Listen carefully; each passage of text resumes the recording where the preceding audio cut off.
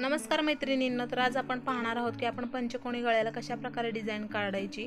तर मी 8 इंचाचा गळा घेतलेला आहे आणि 2.5 इंचाची वर गळा रुंदी काढून जो गळा आहे तो पंचकोनी काढलेला आहे। पहिल्यांदा चौकोनी आकार देऊन त्याच्यावरती थोडंसं टोकाचा भाग बाहेर काढून पंचकोनी आकार काढून घ्यायचा आहे।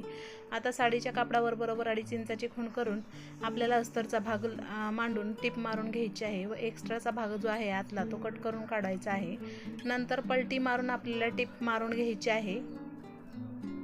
संपूर्ण टिप मारून झाल्यानंतर आपल्याला कंबरपट्टी वगैरे सर्व बसवून घ्यायची आहे।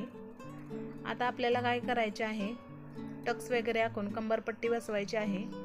आता 2 इंचाची मी साडीच्या पाण्यातली एक पट्टी काढणार आहे व त्याची नाडी बनवून घ्यायची आहे।